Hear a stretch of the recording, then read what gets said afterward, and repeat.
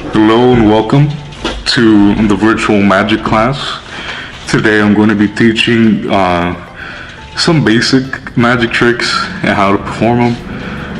A lot of things are pretty simple.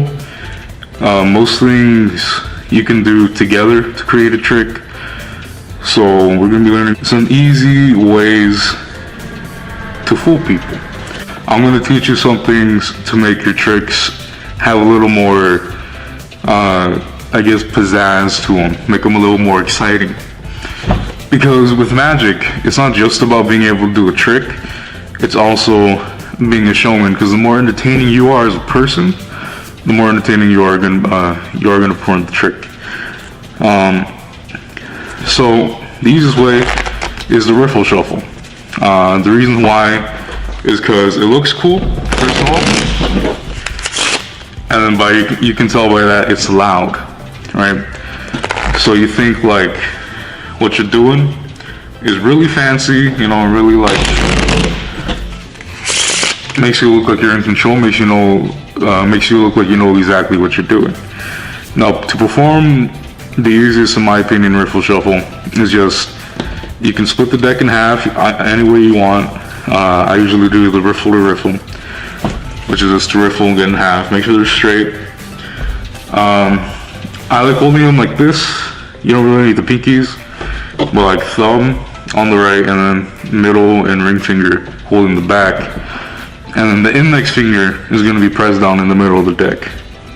So when it goes like this, you see how my index finger is pulling the cards down. And so the thumb, you just let go one at a time on the sides. Now doing this, the art, it's a little bit hard to learn, but it's pretty simple. Once you have your riffle, all you want to do is push the cards a little bit together and then pull down with your hands and then let go. And then what that does is just puts the cards down to a flat deck. So one more time, hold them like this, index finger down, and just let it go. So being able to know how to riffle a deck well, riffle shuffle, you'll be able to control the card easier depending on the trick. Another thing that's pretty neat but not really as practical is the line of cards, which looks like this. You would only use it, let's say, with a pick a card instead of holding the cards out. So let's say you're doing a pick a card, right? Your spectators in front of you, you lay them out like this. You always want to keep them kind of clumped up together, it makes it easier. And then let's say it's easier when they pick a card around here. If they pick one right here, you can still do it, but it's kind of more difficult. Let's say they pick this card. You just scoop up these ones, and then you flip like that. You can either do like a normal, just like drag and scoop, or let's say the big card over here, you can do the flip all the way through. Another way that's useful is if you're going to be learning this is if you already know their card. So like let's say they pick the two of diamonds, and your goal in the trick is to find that card.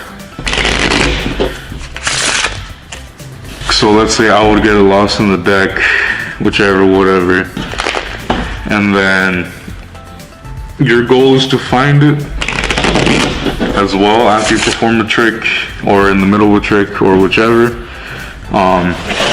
Doing this and just giving him a little tap around so you can see everything. You can locate the card, and then your spectator can also locate the card. And after they see the card, you can just do that, and it looks kind of cool. It's easier on like a felt table or anything with like kind of grip. It's harder on a table with a surface like this. But doing that will just give your trick a little bit more to it, instead of just being like, hey, pick a card. Instead, you could, fan them out, have them pick a card, and then scoop it back up or flip it or something like that. Something to give it a more more pizzazz to your trick. Now there's one more thing regarding that. This one will take a little bit more practice. It's springing a deck of cards. I'm pretty sure some people have seen a typical magician. Sorry, that was kind of messy. But the typical magician will be able to do that and like go from like here to here, being able to spring their cards. I usually do it kind of close because the sound, it's enough, because not many people can move a deck of cards that fast. Or like you can drop it on your hand. The way that works is you're basically pushing the deck with 2 fingers. And what's going on is that you won't be able to get this right away. It takes time to build the muscles in your hand to be able to do that. So when you start out, it's gonna be like quick spurts like that, or the cards will just go flying everywhere. But don't let that discourage you. What you're gonna do is your thumb in this corner of the deck, so have it flat like that.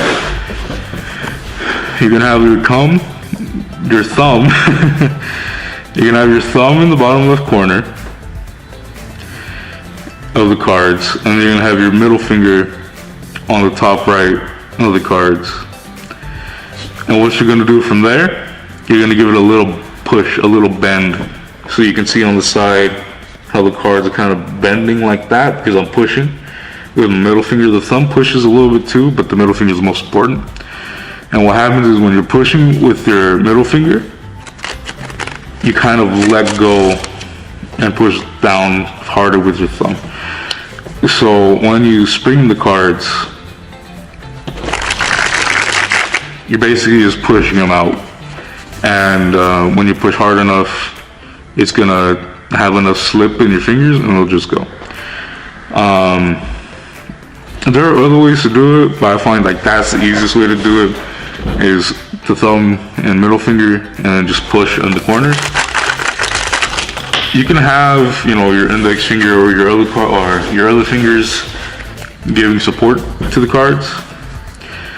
So like you can have your index finger right here, just holding the deck in place.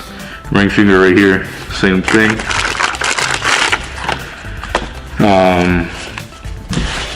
Also, the reason I do it close is so, like you saw there, the cards don't just fly everywhere.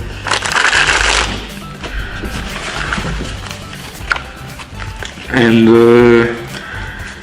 yeah, those are some ways to make your tricks look even more flashy than before.